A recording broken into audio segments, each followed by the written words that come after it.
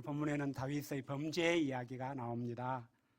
다윗이 지은 간음과 살인의 죄는 율법에 의하면 반드시 죽이게 되어 있었습니다.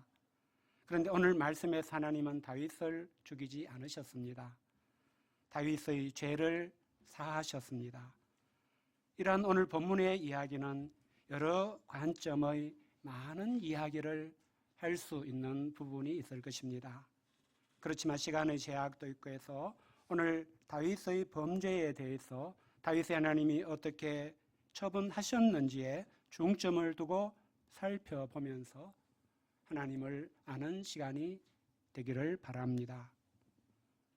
다윗이 범죄한 사건은 10장에 나오는 암몬과의 전쟁 사이에 있었던 일이었습니다. 전쟁 중의 어느 날 저녁 무렵이었습니다. 다윗이 그의 침상에서 일어나 왕궁 옥상에서 거닐다가 한 여인이 목욕을 하는 것을 보았습니다. 고대 이스라엘의 그런 환경 조건에서는 오늘날처럼 집 안에 엄밀하게 목욕할 수 있는 그런 욕실이 없는 시대이기 때문에 이제 저녁쯤 되어서 좀 어둑어둑해질 때에 뜰이나 지붕에 올라가서 물을 끼얹고 목욕을 했다고 합니다. 이스라엘의 문화에서는 이런 때에 그런 여인을 보게 되면 보게 된 그 사람이 얼굴을 싹 돌려서 안 보는 것이 풍습이고 예의였습니다. 그런데 오늘 본문에 나오는 다윗은 그것을 하지 않았습니다. 얼굴을 돌리지 않고 계속 목욕하는 여인을 이렇게 쳐다보았습니다. 그러자 여자가 심히 아름다워 보였습니다. 다윗은 사람을 보내 누구인지 알아보게 했는데 그 사람은 엘리암의 딸이요 우리아의 아내 그 여인은 엘리암의 딸이었고 우리아의 아내 바세바였습니다. 엘리암이 누군가 찾아보니까 역대상 27장 33절에 보니까 다윗의 왕실 고문인 아히도벨의 아들이었습니다. 또 엘리암과 우리아는 23장에 나오는 다윗의 30용사 그룹에 속한 이스라엘 군대의 주요 지휘관 장군이었습니다. 여인이 이런 지방과 연결된 사람임을 알게 되었을 때 그것은 더더욱 다윗을 다시 한번 죄 지을 생각을 그만둘 그런 이유가 되기에 충분한 것이었습니다. 그럼에도 다윗은 전령을 보내 그 여자를 자기에게로 데려오게 하고 더불어 동침하였습니다. 예수님께서 마태복음 5장 산상수훈에서 음욕을 품고 여자를 보는 자마다 마음에 이미 간음하였느니라고 하셨을 때에 바로 이 다윗의 경우를 마음에 두셨을 것입니다. 여자를 보는 게 문제가 아니고 보고 나서 음욕을 품고 계속 보는 것이 문제인 것을 말씀하신 것입니다. 다윗은 하나님이 명하신 율법의 말씀도 자기와 깊은 관계성이 있는 사람들도 다 무시했습니다. 오직 자기가 하고 싶은 대로 하는 사람이 되었습니다. 다른 사람의 아내를 짓밟고 간음하는 죄를 지었습니다. 다윗은 자기에게 있는 왕의 권력을 공의와 정의를 행하는 데만 쓰지 않고 자기의 정욕을 채우고 죄를 짓는 데도 썼습니다. 다윗이 이렇게 하는 것은 이렇게 해도 다른 사람이 모르게 하면 문제될 것이 없다고 여겼기 때문일 수 있습니다. 그런데 우리는 오늘 본문에서 다윗이 할 수 없는 것도 있었다는 것을 보게 됩니다. 왕의 권력으로 하면 안 되는 것도 했지만 왕의 권력으로 하려고 해도 할 수 없는 것도 있었음을 볼 수 있습니다. 우리도 경험하지만 모든 일이 우리 생각대로 되는 것만은 아니지 않습니까? 다윗은 생각대로 자기가 지은 죄를 숨길 수는 없었습니다. 밧세바가 임신했기 때문입니다. 밧세바의 남편 우리아는 전선에 나가 있기에 시간이 지나면 밧세바가 누군가와 간음한 것이 드러날 수밖에 없게 됩니다. 그리고 그 대상이 다윗 왕이라는 것도 드러나게 되어 있습니다. 하나님은 그런 걸 드러내게 하는데 명수십니다. 그러면 율법에 따라 다윗은 죽음의 형벌을 받아야 됩니다. 다윗은 이제 자기가 죽지 않기 위해 해결책을 찾기 시작했습니다. 다윗은 그런 것점은 아주 간단하다고 생각한 것 같습니다. 그것은 여인의 남편 우리아를 전선에서 불러와 휴가를 주고 집에 가서 아내와 동침하게 하는 것이었습니다. 그러면 여인이 임신한 것을 남편의 휴가 때에 임신한 것으로 만들 수 있기 때문이었습니다. 그러나 그것도 다윗의 생각대로 되지 않았습니다. 우리아에게 휴가를 주었지만 우리아는 집에 가지 않고 왕궁문에서 왕의 부하들과 잠을 잤습니다. 다윗이 안타까워서 어째요 집으로 가지 않았느냐 하니까 언약궤와 이스라엘과 유다가 야영 중에 있고 자기의 사령관과 전우들이 바깥들에 진치고 있는데 어떻게 자기 혼자 집에 가서 먹고 아내와 잘 수 있겠느냐, 그렇게 하지 않을 것이라고 맹세까지 하였습니다. 우리아는 너무나 훌륭한 장군이었습니다. 다윗은 이런 우리아를 보면서도 자기는 돌아보지 못했습니다. 이는 죄가 다윗보다 더 강한 세력임을 보여주는 예입니다. 사람이 죄를 자기 속에 끌어들이면 그때부터 그 사람은 죄의 종이 되어버리고 자기 뜻대로 할 수 없게 됩니다. 다윗은 그때 오직 자기 죄를 숨길 길을 찾는 데만 열중했습니다. 잔머리를 굴리다가 이번에는 우리아에게 술을 잔뜩 먹여서 술 취한 김에 집에 가서 아내와 자게 만들려고 했습니다. 그러나 이마저도 실패했습니다. 그러자 다윗은 우리아를 죽여 없앨 생각을 했습니다. 요압에게 편지를 써서 우리아의 손에 들려보냈습니다. 우리아가 전선에 가면 맹렬한 싸움터에 앞장서게 하고 나머지 군사들은 뒤로 물러가게 해서 우리아 혼자 고립되어 전사하게 만들어라, 이런 살인 교사 명령을 내렸습니다. 다윗은 십계명의 간음하지 말라는 계명과 살인하지 말라는 계명을 한꺼번에 두 가지나 어기는, 두 번 사형당해야 되는 그런 죄를 지었습니다. 다윗이 이런 중죄를 범했음에도 당장에는 어떻게 되었습니까? 당장에는 아무 문제가 되지 않았습니다. 오히려 다윗이 하고 싶은 대로 세상이 돌아가는 것 같았습니다. 우리아의 아내는 그 남편 우리아가 죽었음을 듣고 그의 남편을 위하여 소리내어 울었습니다. 그 장례를 마치고 나자 다윗은 사람을 보내 바세바를 왕궁으로 데려왔습니다. 바세바는 다윗의 아내가 되어 아들을 낳았습니다. 표면적으로는 다윗이 과부가 된 부하의 아내를 구원하는 것처럼 꾸몄을 것입니다. 사람들은 이면에서 벌어지는 모든 사실을 당사자가 아닌 한 잘 알지 못합니다.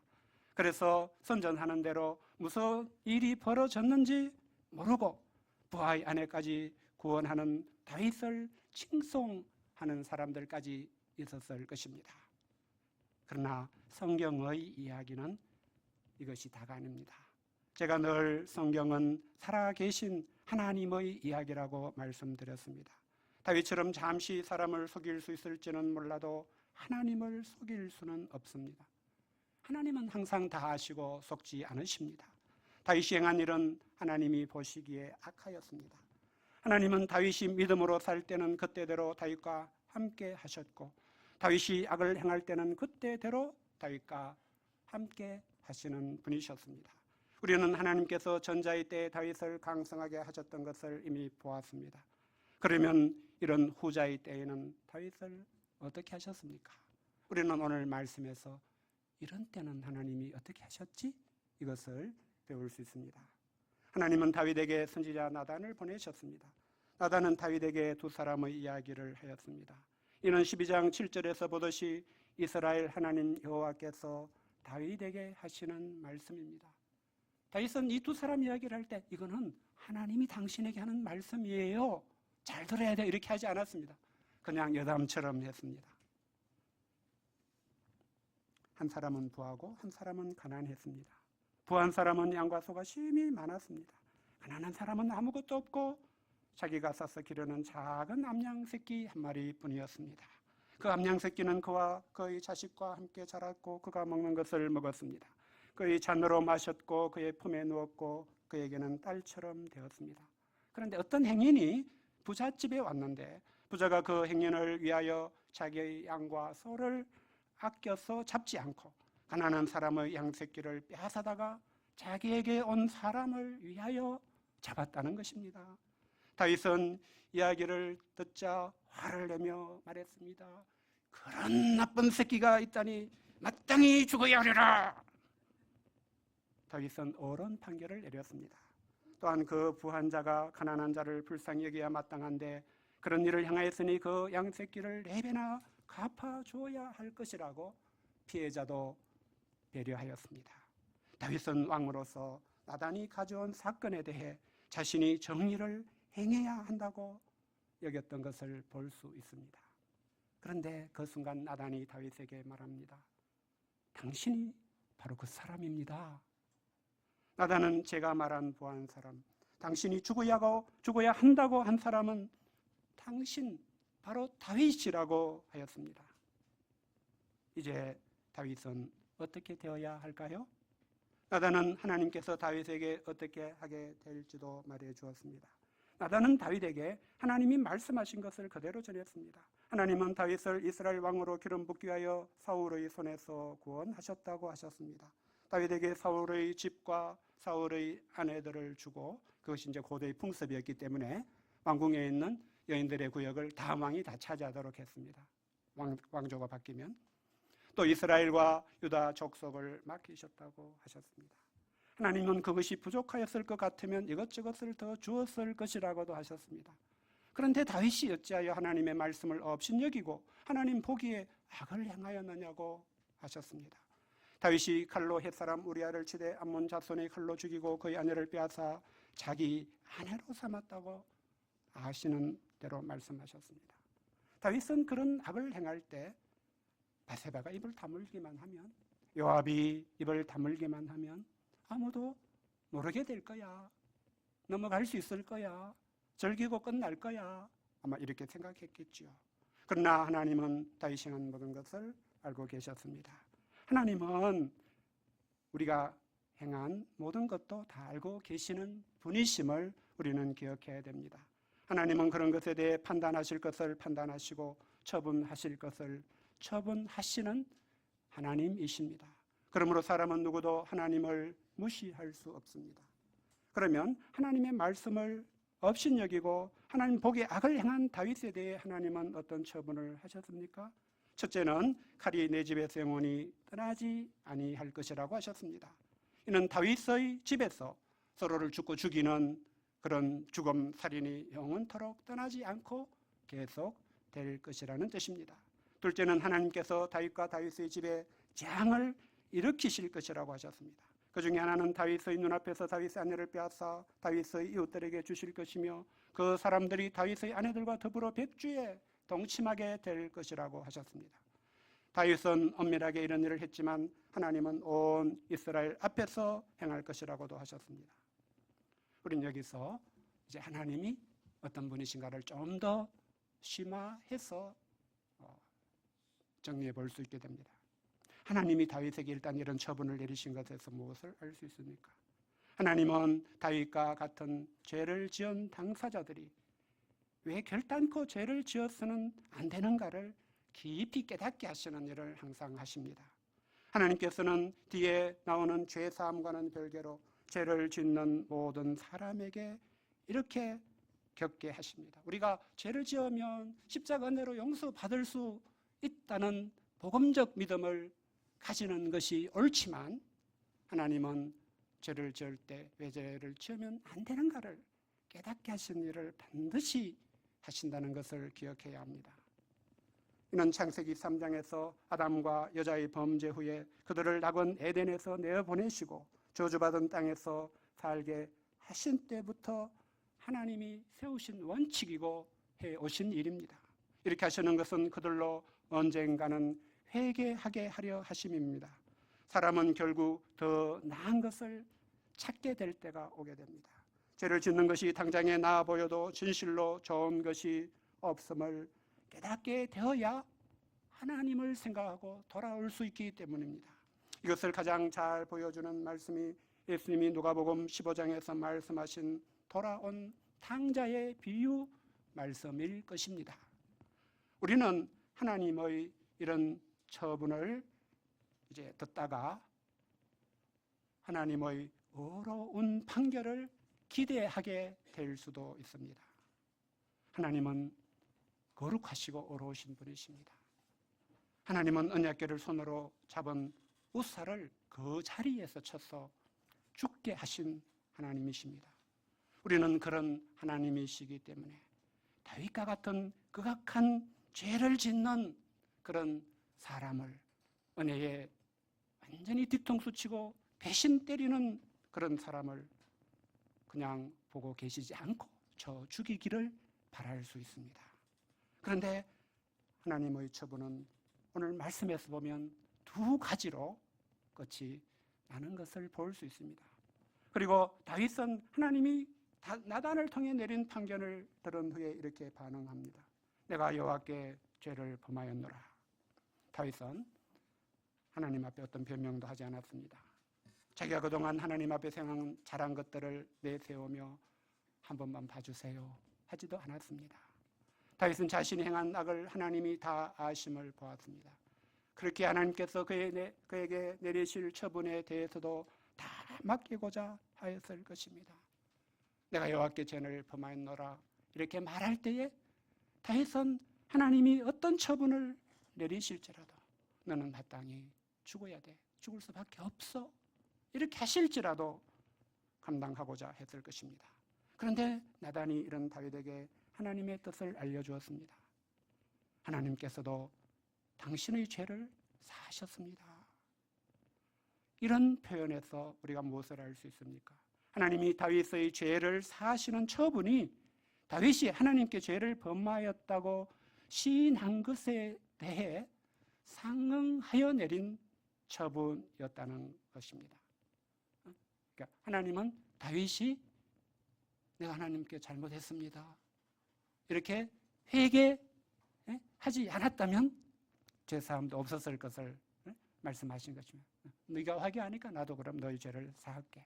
우리 부모님들이 이렇게 지켜보면 애들을 잘못했으면 막 야단을 치면서 잘못했다고 해, 잘못했다고 하면 용서해 줄게 뭐 이런 경우를 본 적이 있는 것 같습니다. 어떻게 하나님은 다윗이 죄를 시인했다고 해서 그런 극악한 죄를 사하실 수가 있으신 것일까요?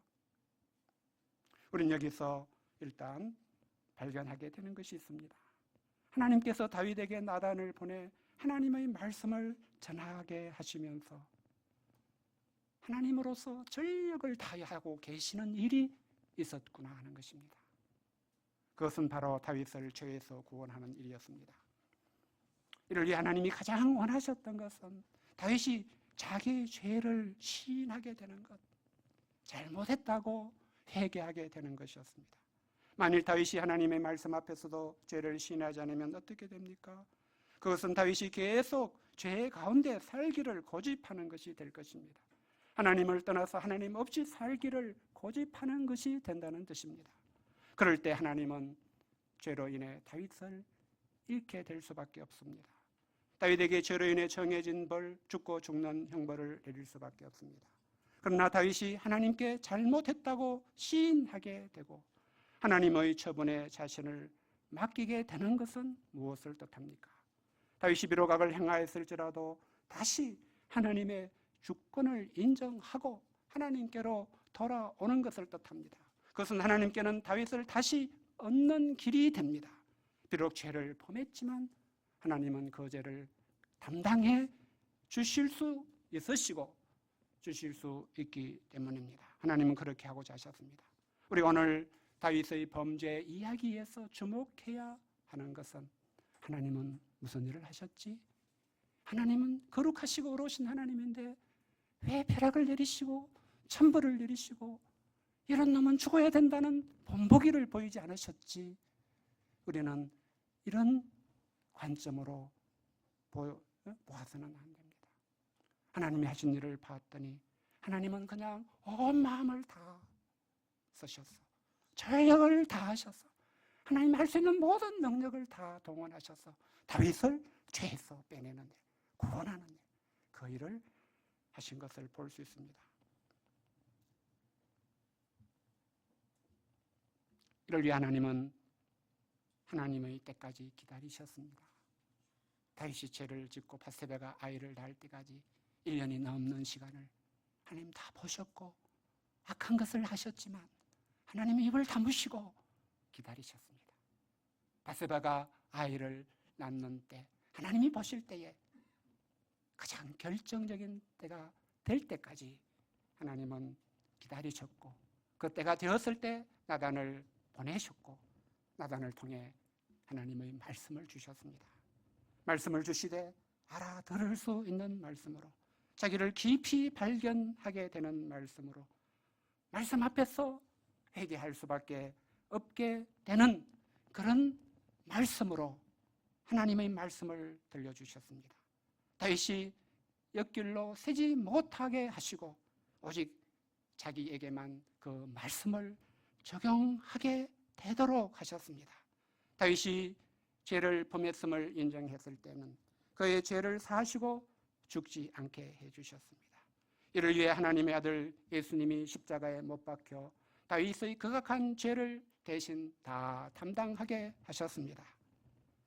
오늘 본문에 보는 다윗의 악은 누구도 변호할 수 없는 죽어 마땅한 죄입니다. 재고 여지가 없습니다. 그럼에도 하나님께서 다윗이 악을 행했을 때 하나님이 행하신 일이 죄로 인해 죽고 멸망해야 할 우리에게 얼마나 다양한 일인가 발견하게 됩니다.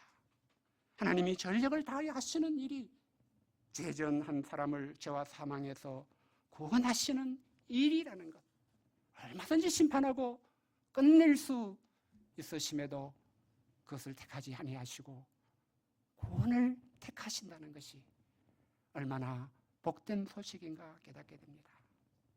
이를 위해 하나님은 독생자 예수님을 아끼지 않고 대신 죽게 하신 분이시라는 것처럼 우리를 위한 복된 이야기는 없음을 깨닫습니다.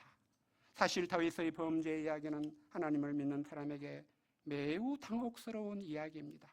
다윗의 믿음과 삶에 대해 배우며 그를 본받고자 한 모든 것을 이 시점에서 취소해야 하는가 고민이 되게 만드는 사람입니다.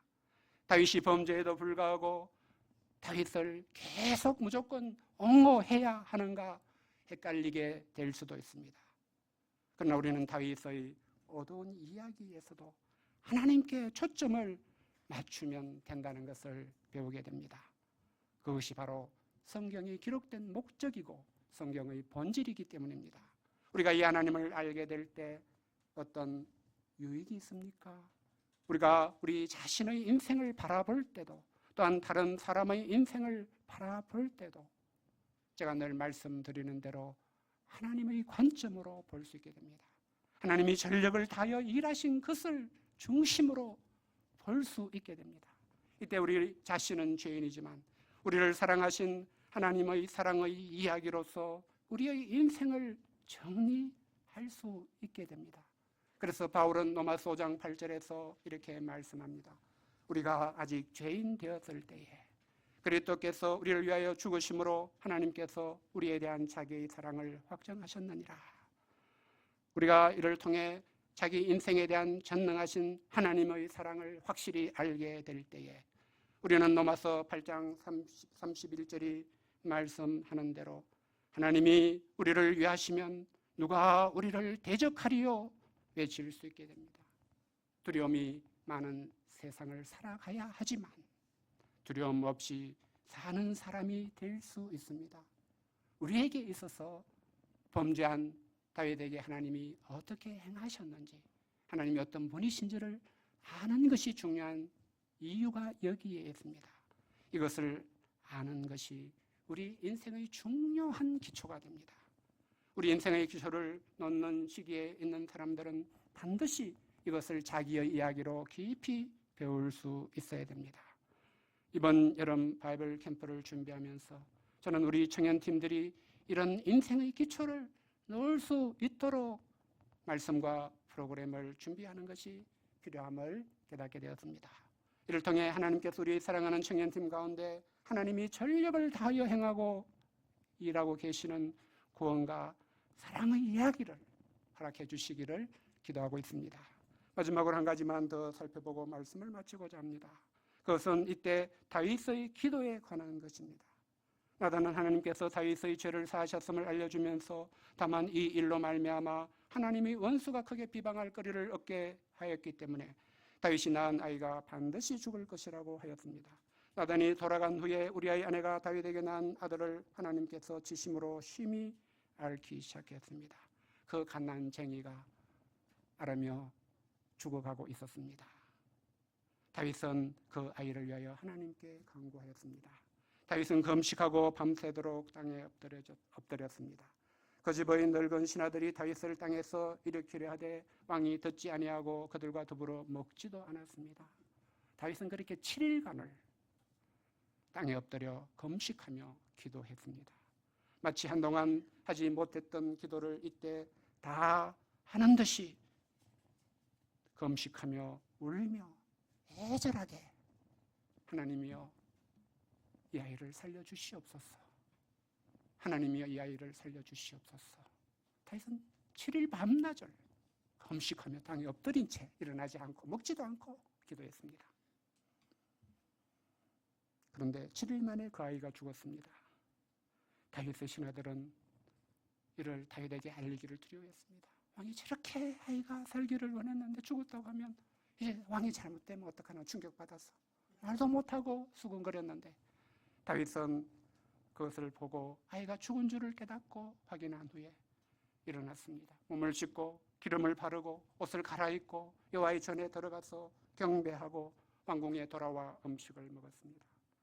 이후에 다윗은 그의 아내 바세바를 위로하고 그에게 들어가 그와 동침하였습니다. 아마 이 시간이 좀 걸리는 일들이었겠지만 그날 다 있었던 일은 아니고 그가 아들을 낳자 그의 이름을 솔로몬 곧 평강의 사람이라고 지었습니다. 다윗은 자기 죄로 인해 집안의 죽음과 재앙이 계속될 것을 생각할 때 너무나 두려웠을 것입니다. 다윗은 이때부터 평강을 절실히 사모하게 되었을 것입니다. 그런데 하나님은 이런 다윗에게 나단을 보내 아이의 이름을 여디디아라고 지어주셨습니다. 그 뜻은 하나님께서 사랑하시는 자라는 것입니다. 하나님은 다윗이 두려움으로 가득 찬 인생을 살아가야 될 때 아이의 이름을 부르며 하나님의 사랑을 의지하도록 도우셨습니다.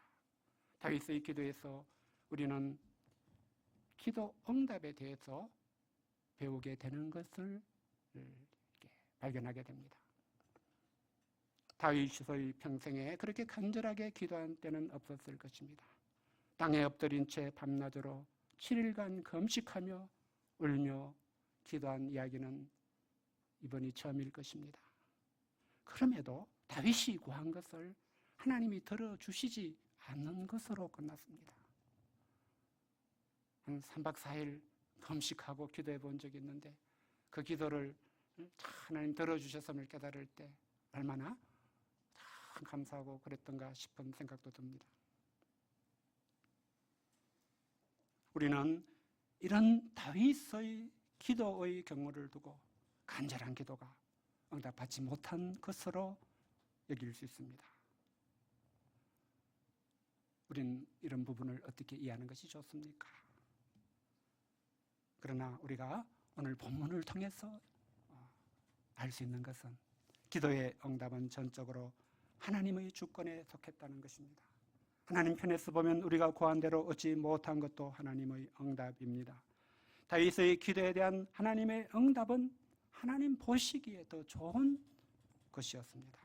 다윗이 간절히 바라는 아이를 살려주시는 응답은 아니었지만 다윗이 앞으로 인생에 오직 하나님의 사랑을 의지할 수 있게 하고자 하시는 더 좋은 응답을 주셨습니다. 우리는 하나님이 우리의 모든 기도를 반드시 들으시고 하나님이 가장 좋게 여기시는 응답으로 응답하시는 것을 신뢰하고 믿을 수 있어야 되겠습니다. 시간상 자세히 길게 말씀드릴 수는 없지만 어제 안여사 선교사님이 먼 길을 일부러 찾아와 기도를 들어주시는 하나님의 이야기를 제게 해주셨습니다. 그 이야기를 하면서 너무 감격스러우셔서 막 눈물까지 흘리시면서 이야기를 해주셨습니다. 나중에 개인적으로 물어보세요. 이를 통해 하나님을 믿는 믿음이 얼마나 복된지 서로 나누며 위로와 은혜를 나누었습니다. 또 안나와 목자님은 우리 교회에서 기도를 가장 많이 하시는 분이십니다.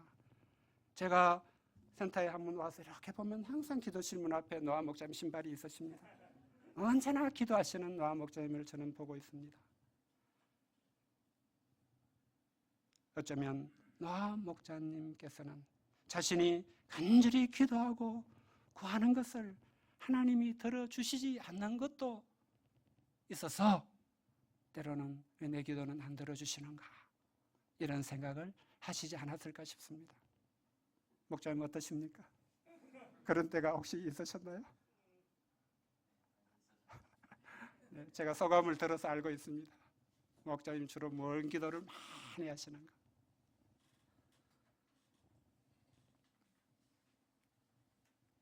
그러나 오늘 말씀에서 말씀을 준비하면서 하나님은 하나님이 보실 때 가장 좋은 것으로 노아 목사님의 기도에 응답해 주시는 좋으신 하나님이시구나 생각이 들었습니다. 최근 노아 목사님은 만성 골수성 혈액암이 발병하여 어려움을 겪으신 것을 우리가 알고 있습니다. 가장 먼저 본인이 절실히 기도하셨을 것입니다. 우리도 조금이라도 기도의 힘을 보태고자 했습니다. 그런데 놀라운 결과가 나와서 뜻밖에도 좀 무리한 처음의 투약으로 노아 목사님이 그 혈액암의 그 수치가 없어지고 회복이 되는 그런 기적의 역사가 있었지 않습니까? 저는 어제 여호수아 선교사님과 대화하다가 하나님이 이렇게 말씀하시는 게 아닐까. 야, 내가 왜 노아 목자의 하나님인 줄 아니? 내가 이런 때에 가장 좋은 것을 주려고 내가 있는 거야. 하나님 이렇게 하시는 분이 아니실까 생각이 들었습니다. 오늘 말씀의 소리는 다윗의 범죄를 통해서 다윗의 하나님이 어떤 분이신지를 배웠습니다. 하나님은 다윗이 하나님의 말씀을 업신여기고 하나님이 주신 충분한 은혜를 부족하게 여기고 하나님 보기에 악을 행하는 것을 직면하셔야 했습니다. 지켜봐야 했습니다. 얼마나 화가 나시겠습니까? 하나님 당장에 벼락을 내리셔서라도 다윗을 치고 하나님의 거룩하심과 어로우심을 나타내실 수 있으신 분이십니다. 그러나 하나님은 그렇게 하지 않으셨습니다. 하나님 참으셨습니다. 또 참으셨습니다. 전력을 다하여 다윗을 죄에서 구원하는 일을 하셨습니다. 이 하나님으로 인해 다윗은 다시 하나님 앞에 엎드려 기도하는 사람이 되었습니다. 하나님은 다윗의 기도에 하나님이 보시기에 더 나은 것으로 응답해 주셨습니다. 내가 이러려고 있는 거지 하시며 좋으신 하나님이신 것을 보여주셨습니다. 다윗은 사람에 대한 위로와 사랑을 가진 사람으로 그 심령이 회복이 되었습니다. 우리가 믿어야 하고 우리가 믿을 수 있는 하나님은 이런 다윗의 하나님이십니다. 또한 우리에게도 오늘날 이런 역사를 이루기 원하시고 이루고 계시고 그래서 우리를 이곳으로 이끄시고 우리에게 말씀하시는 하나님이십니다. 하나님은 의로우시고 거룩하심에도 죄인된 우리를 죄에서 구원하시기 위해서 전력을 다하시는 하나님, 하나님의 모든 것을 다 동원하시는 하나님이십니다. 우리를 구원하기 위해서라면 하나님이 사랑하는 아들 독생자 예수님도 아끼지 않고 십자가 죽음의 자리에 내어주시는 하나님이십니다. 우리가 이제부터 본격적으로 준비하게 될 2024년 SBC는 다른 무엇보다 이 하나님을 더 깊이 알고 개인적으로 하나님을 고백하는 그런 시간이 되기를 기도합니다. 그래서 이 하나님에 대한 이 하나님의 나에 대한 구원과 사랑의 이야기를 서로 풍성하게 나누게 되는 그런 말씀의 잔치가 되기를 기도합니다. 요절 말씀 읽고 기도하겠습니다.